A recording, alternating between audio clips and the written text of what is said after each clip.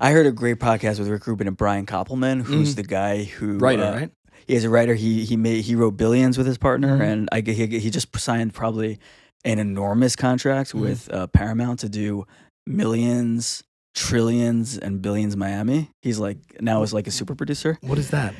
So What's Millions, Trillions, Paramount Plus? They kind of combined with Showtime, so now they're called Paramount and Showtime. That's the name, Paramount and Showtime. Oh my god! And they just sort of announced. Of all the writers in the room, can we think of another title? Can you imagine? Yeah. I think someone said something smart that their contracts with the cable companies stipulate they need to be providing something called Showtime. Right. So if Showtime's in the name, they're like allowed to do it or something. Paramount Plus presented by Showtime. It's probably something like that. No, it's called literally Paramount and Showtime. Okay. That's what it's called, Paramount and Showtime. And so they just announced a new strategy, and their new strategy is like what all the companies are doing now, which is like, we know it works and we're gonna scale that, and we know Billions is great. So we just gave these guys are doing spin-offs, a show called Millions about people who are one day gonna be billionaires, but this is how they made their first million. A show called Trillions, who are like the even people richer than the Billions people, and a show called Billions Miami, where it's billions but in Miami. it's like absurd. It's absurd. That sounds like parody. But it sounds like parody. But Brian Koppelman's very smart. I listened to his podcast. I made the mistake once. What if we bought 2 planes? Yeah, I wonder. I mean, they're going off the success, but Billions. I haven't watched the show. So. Billions. It's a fun show. It's a fun show, and it's Paul Giamatti. It's good. Yeah. I don't really have an impression. That's an impression of an impression. Paul Giamatti. That was a good face. You got the face down. Giamatti. You know, when an impressionist cracks, it shouts to Matt Friend, actually. He's an impressionist friend, contemporary comedian. He cracked Paul Giamatti. that. Once you see someone do it, you're like, that's what it is. But anyway, Brian he has a good podcast, and he had Rick Rubin on. Oh.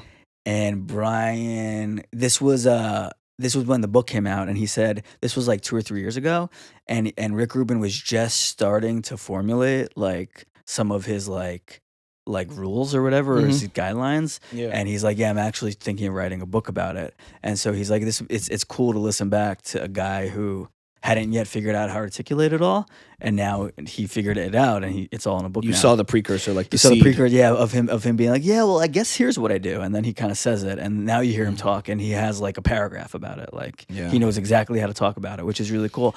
But it was a cool interview because Brian Koppelman is like super, and if you watch Billions, you can tell he's like super obsessed with like winners.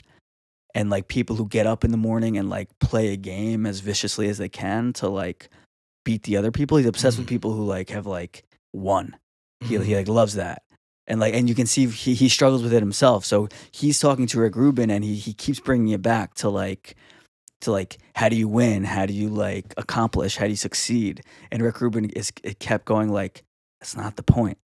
It's something you say, like the point is not to succeed. The point is to keep getting to do it over and over and over again. And like you hear Brian Koppelman be like, oh, right, of course. But like it's clearly not how he thinks. Right. And it was a cool conversation. And now Rick Rubin, that in doing it you've won. That's the Rick Rubin point. Right. In a way. Like it's not I mean, he doesn't think in terms of that language, but it's like winning is doing it. And to the extent that you can keep allowing yourself to do it, you're winning. And you don't measure it in these like random goalposts. He said something actually to the point we made in those reels about. He said you shouldn't really listen to other people's like opinion. You should just, if you like it, then it's good. I think he clarified a little bit in that conversation. What did he say? So he said like he